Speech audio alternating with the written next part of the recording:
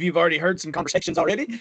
But welcome to Lobaki's experience, getting a better understanding of using VR in the classroom. So we're going to start by doing some introductions first. I'll introduce myself in just a second. But we actually have Kevin here, who is the man in charge, the president of Lobaki. Kevin, can you take just a minute, introduce yourself, give us a little background into your leadership before we dive into this? Sure. So, my name's Kevin Ladd. I'm president of Lobaki. I joined Lobaki back in 2019, and we've been focusing on providing VR educational experiences for originally K-12. During the COVID epidemic, we provided a lot of remote school applications. And since then, we've grown into probably the largest VR operator in public schools, K-12 schools in Mississippi. We expanded out of Mississippi. We got some facilities in Texas, Alabama, South Carolina, and Tennessee. So we're kind of focused on from Texas to the southeast, and we are focused on providing the best customer service out there. I come from telecommunications, and I found that the best way to make customers happy is to provide the best service on getting the service installed and training your customers on how to use it and to resolving problems quickly when they occur. We've applied that to virtual reality. Our competitors typically rely on strictly discs in a video conference to help their customers. We actually have on-site trainers that go out and train people how to use our systems. We have account managers that manage the account in case they have any difficulties, and obviously there's an upsell capability. And we've been doing that, and have just recently added on diesel because of popular demand. We were lucky enough to meet Mark D. Hart, who has got quite a bit of expertise in diesel, and he's come on board and has helped lead our diesel exports. So that's pretty much who I am and what we're doing and why we're talking about diesel today. Awesome, Kevin. Thank you. Thank you. Um, so diesel by distance or VR. That's kind of what we're going to dive into today. Let me go ahead, share my screen. Everybody see the beautiful truck with our wonderful Lobaki colors. This is actually built around. I'm a huge fan of the Peterbilt style, so I'm sorry if you're not a Peterbilt fan, but that's kind of how we built this, just as a preference. So let's dive into this. I value your time as much as you do. So we're going to do we're going to talk about my experience here in just a second, but we're going to look at why VR and why now. There's a lot of challenges teaching career technical education, from funding to resource availability. So we're going to dive into that, and we're actually going to not walk you, but take you through two short experiences that we did some pre-recordings on, where you see the content as it is given. You get to see what the student can do, so that you get a front end view of what we have here. Real world success. We're already implementing these experiences into the real world now. We initially partnered with a college to develop some of this because they wanted it. And then we took it and really exploded the offerings that we have after that. So let's dive into this. Now, one of the things I want to mention, if you have questions, we want this to be interactive. So whether you raise your hand, put it in the chat, Kaylee will go in and make sure she interrupts me if you don't feel comfortable doing so. Kaylee manages all of our marketing, so she often tells me I'm wrong on certain things and fixes it for me. So she will go in and take care of us and ensure that you get your questions asked right then. You don't have to wait to the end, okay? So let's look at who I am right now. I am I work with their diesel program. I have been an educational consultant for about 15 years in the industry. A lot of that, I was also a full-time professor at a college, a career technical education school out in California, where we had a very robust CTE program. We partnered with giants like Taylor Farms. If you eat vegetables, chances are they come from Taylor Farms out in the Salinas Valley. So that's where I was as an educational consultant. I have wrote and managed over $15 million in grants, um, just with not only my school but other schools that I have helped put some equipment into their schools, whether it be, a full robotics program for vegetable sorting to diesel. We've managed grants. We've put in that stuff into schools. I have been a diesel technician for 18 years. Started out in the diesel industry in the military. Actually, I was a old school 63 Bravo. So I started out, working on everything with a diesel engine. As I mentioned, I was in the classroom for over 10 years teaching this. Once I got out of the classroom, because of my educational consulting stuff just got too busy, I started developing curriculum for NC3, which is a national coalition of certification centers. They work with Snap-on. I have also worked with Snap-on to develop content. Subaru U, which is Subaru University, they put Subaru U into schools across the nation. Kubota Tech, Bobcat International, and a large plethora of other businesses that wanted to bolster their career technical education program. Um, I am also a co-author on Goodhart Wilcox's Diesel Engine textbook. We are in our 10th edition, which just launched. Part of what I do when requested is I go into schools and I help the schools implement this textbook into their current curriculum. So it makes it nice and easy. Why VR? There's a lot of challenges that we face as instructors and on the administrative side with diesel departments, because there is a huge shortage for diesel technicians. At least in my program out in California, um, I would say I ran a class of about 25 students. 20 on average, 20 to 22 of those were pre-employed before they ever stepped foot in my classroom. Now, obviously, they had to sign some contracts with their employer, who then paid for their schools. But that left less than 5 students graduating my program who would go to didn't have a job. So um, I couldn't fill the market fast enough. I had 5 full-time instructors when I left, uh, and then obviously I was the sixth. So we can't.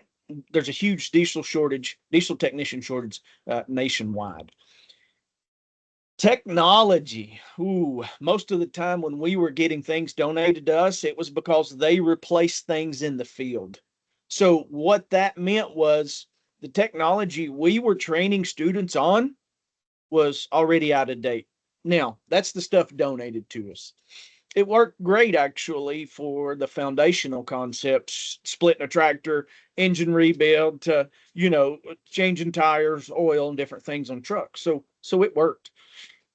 What we've done with this VR, these experiences, is we've worked to blend that information out of the textbook into the virtual setting to then put it into the classroom. So as you'll see here in just a second, we're blending this learning environment to touch multiple ways to connect with these students. Cost. Ooh, we all love to talk about cost, especially when I was department chair. I think that's probably the biggest conversation I had was cost, right? You want this piece of equipment? That's great. What does it cost? Because yeah, it may be an amazing piece, but what does it cost and how does it benefit the shop? We bought some training units. It was Fluid Power. If you're in diesel, you probably know Fluid Power and Rory.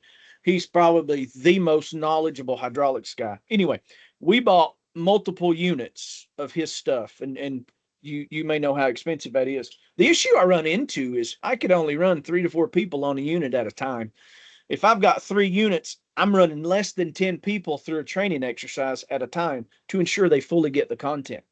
That was difficult. We're talking six figures to do that. When I implemented VR, I reduced my cost tremendously. And now I can engage 20 to 25 students at a time because I put 23 headsets into my classes. And I could assign them various tasks. You know, James, you do oil change, you're on electrical, so we can get you going through electrical. So that high cost of equipment that ultimately limits us was we were able to combat that with VR. So our diesel experiences that we have currently being the key word, we have 31 diesel experiences that are geared towards the diesel market. Now there is some crossover. We'll talk about that in just a second in the automotive world, but we have 31 diesel experiences, and here's the deal. This is not the end. Okay. And we've kind of divided them up into sections. Intro to diesel, we teach you how to take a tire off. Now, the reason we wanted to use that foundational concept is because we're lowering that barrier of entry and we're increasing safety. Okay. This tire changing that I mentioned here, it number one conforms to ASE standards. So we follow all of ASE standards in all of our diesel experiences. Number two, it makes things safer. If you're in the diesel world, even some of the automotive world, tires are heavy, right? So we showcase that in our experiences in VR, and we show the students the proper way to do things so that when they get out into the shop, they're not just relying on a PowerPoint, they're actually relying on hands-on education that they got in the virtual reality space. Now, before the question comes up, let me address it. We are not replacing hands-on education. You can never replace hands-on education. VR is a supplemental to that, right? We add a little more aggregate to that foundation before we pour the concrete, as an analogy here. We're bolstering their education before they get out into the shop. That lowers my consumables. That also lowers my cost to purchase equipment, and it helps our students. One of the things that we're pretty proud of, though, is our after treatment, emissions and after treatment. Our in-depth exercises, I have not seen anything like it on the market. You can bring in the PM or particulate matter, you can watch it come out of the combustion chamber and actually go through to where it goes through the filters, your DEF's injected in, your DEF's the chemical. So the chemical's injected in and things start to change. You can see that transformation in real time. I know the struggles of having students take apart a DEF system or an exhaust after treatment system. They're going to do it anyway, but at least now they're doing it a little more educated and less likely to damage my filters that I waited 3 months on. So safety focused, you know, we talk about safety, and safety is obviously on everybody's mind. It's always at the forefront. So we can put them through tool identification. Here's as an example, right? Here we're going to change a tire. Obviously, they're just going to do lug nuts because they're learning how to use that impact, but they're doing it here. Then we have a follow-up experience where they go out, jack the truck up, and then take the tire off with the impact. So it's a progression, right? We show them on a bench how to use the tool. They can click on the question mark there that he's pointing at to give you a description of the tool, the hazards associated with that tool, and then they can pick it up and like we all like to do, before we dive into changing the lug nuts in this example. So we use that staggered approach to teach the students how to use this equipment. Hazard hunt is a big one. We have a full shop built out. We've got out-of-date fire extinguishers to the wrong PPE that you can pick for a job. They're having to go in and identify these hazards to ensure that really that they're picking the right hazard in the shop. It aligns with OSHA to ensure that our shop procedures are built. Briefly on documentation, we have a full experience to show the students how to document. Oh my goodness, do the 3 C's, right? So documentation is critical. We have an experience and a process built in our experiences to do that. Immersive. You heard me say earlier, we appeal to different senses whenever we go in and do these experiences. So visual, right? You see the individual. You actually take the bump cap, or in this case, he's got a hard hat. They put it on based on whatever job he's picked off the board there. So they may need a respirator or they may need just a face shield, right? Depending on the job, we are putting them in the proper PPE. Now, for those of you that joined early, you heard me talk about this. Industry's already using VR. Kubota's been using it for years to train their technicians in the field. You can actually put a headset on in the field and look at an SVL, which is a skid steer. Look at an SVL, and it pops up an immersive experience where you could see the crank positioning sensor, the deficits, and all the wiring in between. And you can grab it and look at it like you can do in our experiences. So we're taking that gamified process that our youth are already used to, and we're putting it into real world, but we're building in achievements to ensure that, students are getting what they need, but they're getting it in a timely manner. And that adaptive difficulty, our training modules can adjust and provide the appropriate challenges for different students. Explorability. We have a lot of our experiences that change depending on what the student does. They're in this VEX system. We can talk about that on a follow-up call, but they're in this electrical system where they can pick and choose things, build circuits, and we can increase the difficulty or give them easier circuits to build depending on their level of where they are. So we're going to look at, again, you see here there's 5 experiences. These are very short. We didn't record the whole thing. We kind of shortened them down here. But I'm going to play 2 main experiences. Electrical amperage, and I probably won't play all of it, but I want you guys to see this in real time. The Electrical Basics series teaches you fundamental principles like voltage, resistance, and amperage by having you build circuits and actually measure these properties on your multimeter and then on the truck itself. Looks like we're getting an amperage reading of about 4. So you'll notice we've got this actually hooked up to the truck and are reading the amperage from the headlights. Remember that this multimeter is only rated for up to 10 amps. And we've got a voice in our ear guiding us through the lesson every step of the way. Much stronger. You'll see that we've built a sample circuit or 2 down on the breadboard in a previous step in the lesson. Take a look at the multimeter to the side of the breadboard. And of course, we have to talk about the amp clamp as well. We simulate all of these tools, and everything that you're measuring on this multimeter is actually a simulated value. It's doing all of the circuit math as you connect these components to the truck and measure the actual electrical components. On this truck's batteries. Remember that this truck's batteries are located under the driver's side steps. Point and click. So we're going to measure the amperage on the truck's batteries. We'll place the amp clamp in the high. So that's one.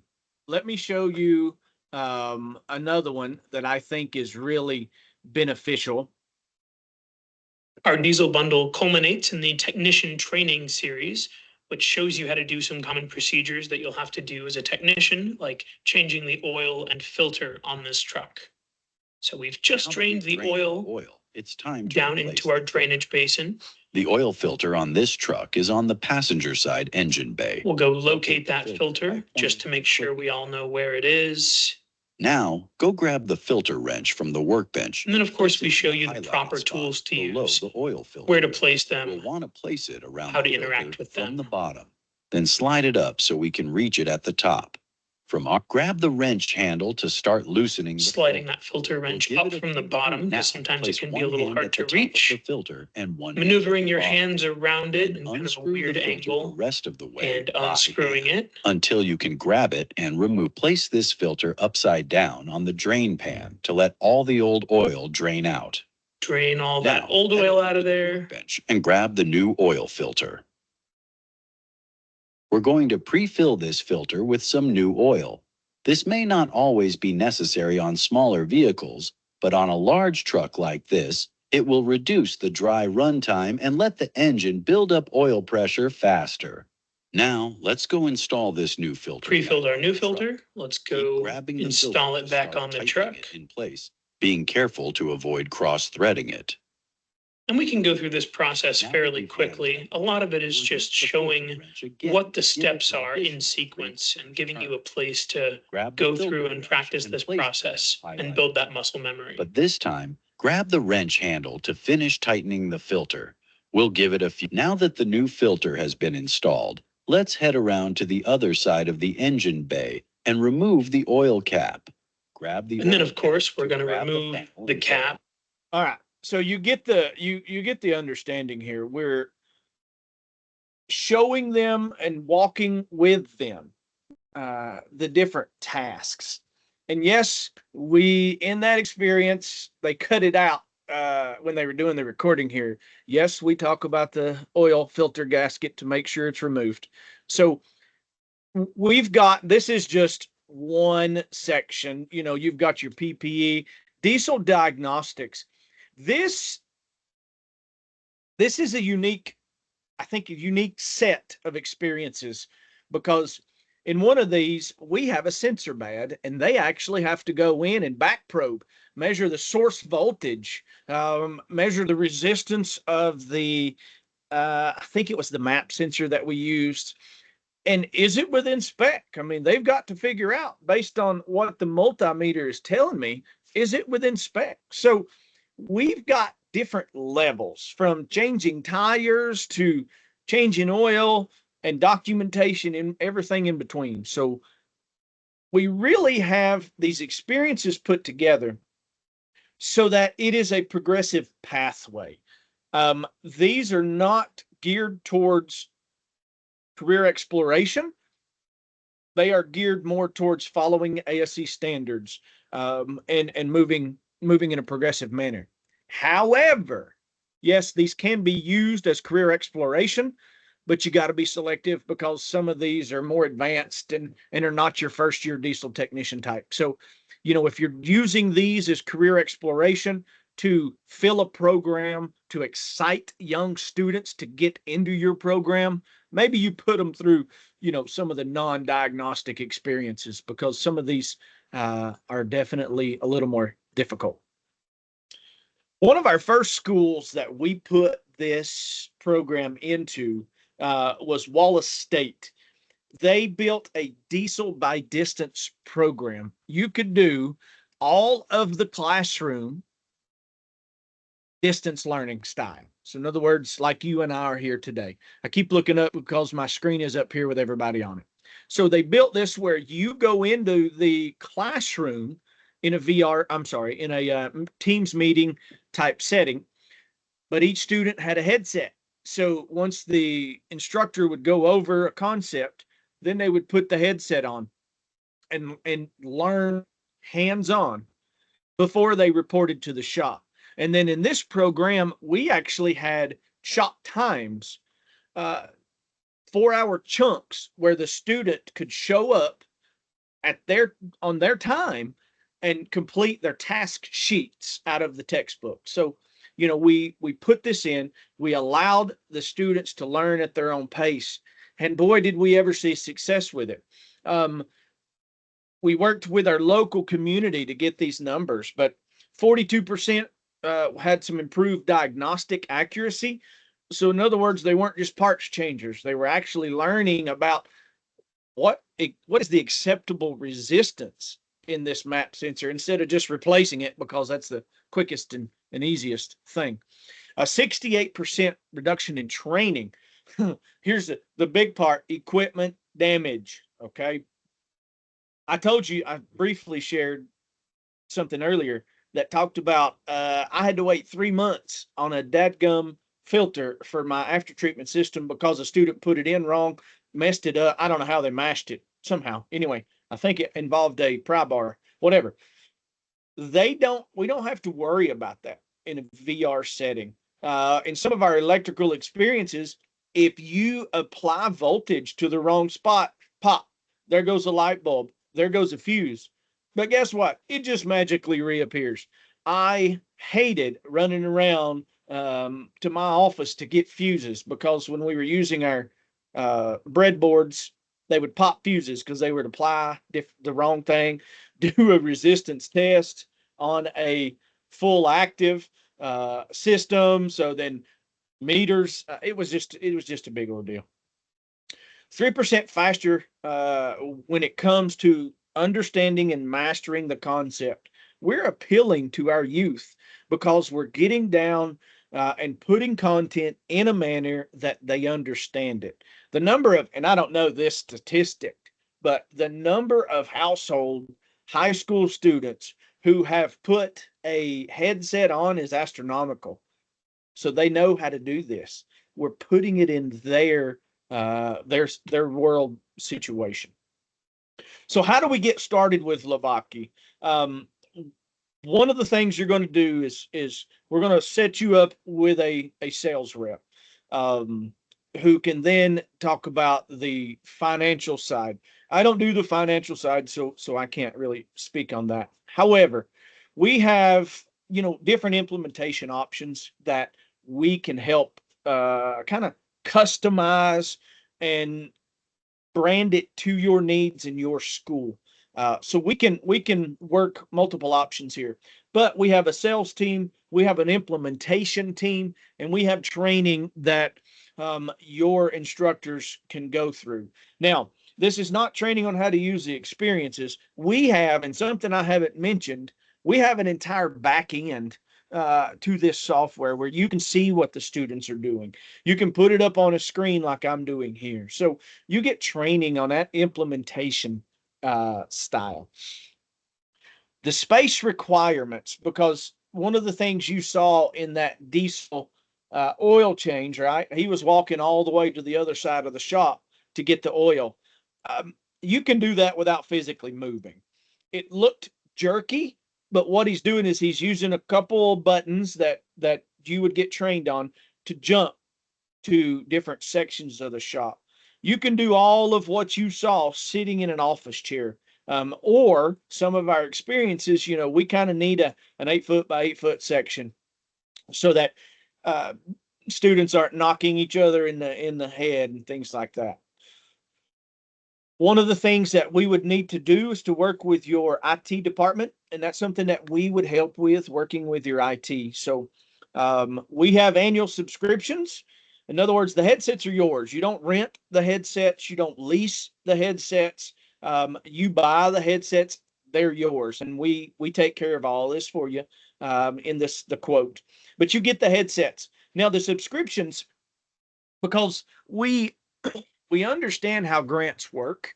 We have structured our pricing so that you can buy a bulk subscription, meaning day one, you can buy a 5 year subscription and pay for it up front so that we're not having to hit you up every year to renew. And who knows if you're going to get the grant? Who knows if you can use that funding for that subscription? So we've kind of built it around that 5 year 1, 2, 3, 4, 5. You can pick what you want based on your needs of the school. Obviously, if you go with a 5 year plan, there's a huge cost savings there, but that's again a conversation you need to have with a sales rep. You can purchase individual training modules. So let's use diesel as an example. Our 31 experiences, you can purchase just the diesel, or and I'll say, and you can purchase an entire CT bundle, which is far more than we're going to talk about today. We have everything from experiences on Martin Luther King Jr. and his life, to math, to other career technical educational areas. Custom content development, you know, you like the product, you want it built around your specific program because you are the leading industry, the leading educational network in your industry. We can totally take care of that as well. We can build something that is set for you. Now, here's something unique that we do, that curriculum integration. This picture you see here is one of our diagnostic experiences. We've got a picture here. We've also, and in some of our experiences, you see the actual wiring diagram too, because if you're in the classroom, you know how difficult it is for some students to understand wiring diagrams. Anyway, here they're measuring the source voltage coming from the harness side. So we're teaching them how to do that. We talk about wallering out the holes so the connections are bad because you've probed it in and jammed it in there and it just doesn't work. So anyway, to evaluate your current diesel curriculum, this is where I get to come in and have so much fun. I come in and I look at your current setup with the requirements that your college has given you. A little shameless plug here, hopefully push you toward a really good textbook that I'm pretty familiar with. And then I help you integrate this into your curriculum. All of our experiences cover a wide array, current and future experiences cover a wide array of stuff. So it's not, you want to know where to knit or to put these experiences into your curriculum. We help with that. A tailored VR modules that align with your specific learning objectives. We actually have an AI bot that we built that works with you to develop your learning outcomes, not learning outcomes, I'm sorry, your syllabi so that you can give it to your, your admin. It develops your plan and it tells you where, based on your topic, it tells you, hey, you need to implement experience number 23 because you're talking about after treatment systems and the combustion process, right? So it helps you with that implementation. AI works great, but we also have on-site setup and instructor training. We send out tech gurus to work with your IT and also to do the training so that this is a seamless integration into your current process. And then we continue to analyze and work with you on a close basis to ensure that we're meeting your needs. If it is not, how can we work to meet those needs to better ensure that retentions are high, safety's good, and obviously, your costs are being maintained so that you're not just spending a ton of money. So I want to open it up for questions. There are a lot of people that are going to get this and they're going to have questions. So I want to address that first. You can always contact me. I want to put this slide up so that everybody sees it. My information, here's my email and my cell number. I will have a conversation with you in the event you need some help on this. I can work with implementation. I can, this experience here, we're looking at a short in the radio. So I think this one may be a short to ground, I think is the case. So you can call me and say, hey, Mark, listen, we got this product. We love it. Because that's what you're going to tell me. We love it. How do we use this experience? I can go with the pre, during, where we put in the experience, and after, and help you align your curriculum with it. So this is my contact information. I do focus mainly on diesel, but as an experienced VR integrator, I don't even know if that's a word, but as an instructor who has put VR in the classroom in a non-traditional style, it works. And I want to help you understand that it works. We're not replacing, but we can totally use VR to better our students. So any questions, comments, concerns? Let's address them now. Mark, I know we received a few questions prior to the webinar based off of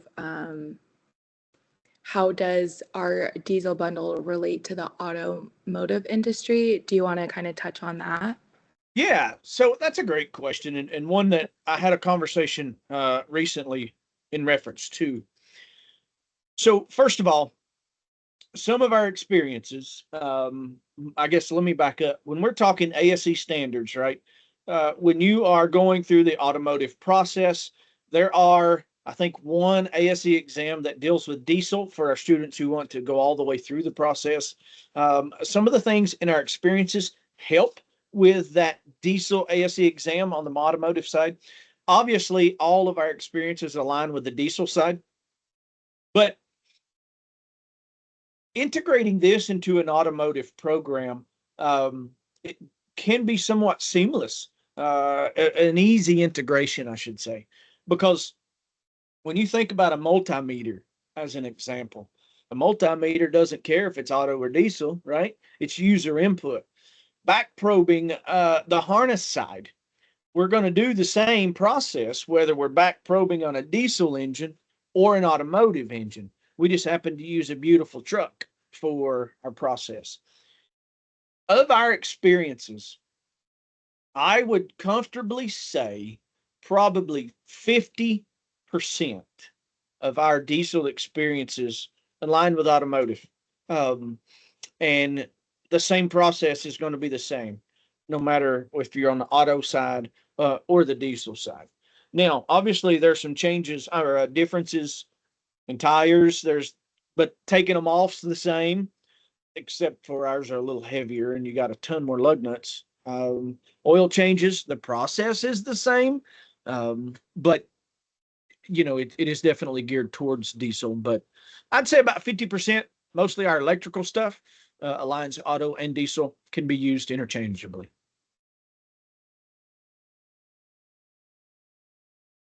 One other question that I actually got asked recently, is financial.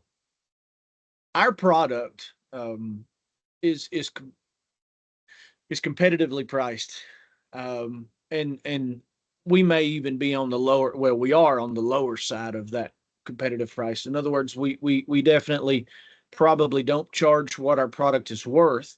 Um, Having purchased another company's, put it um, in my classes, I spent a lot more money. But what I want to touch on, and I said it earlier, I can spend, I suck at math, so I'm going to say $10,000.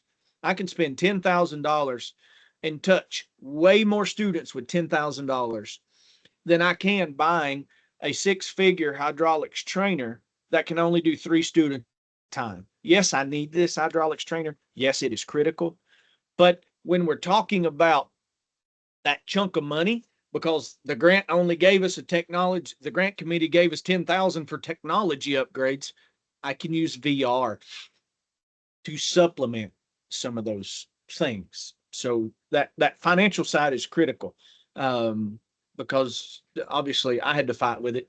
Money was hard, so we had to go out and find grants and see what fit into categories. And I couldn't buy my after treatment trainers on technology grants, but I can buy VR headsets that teach after treatment.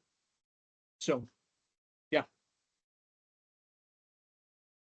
Hey, Mark, one thing I want to point out is that all of our experiences are made here in the US of A, and a lot of our competitors outsource a lot of their development to India.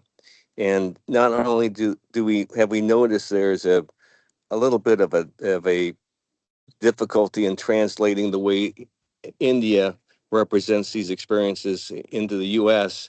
You know, ours connect directly, and in addition to that, you have all this discussion about tariffs, and with that issue not being settled at this point in time, it's hard to determine exactly the effect of that. But we expect the effect of that to be an increase in price, or at least an increase in cost with our competitors. Yeah, great point. Any other questions?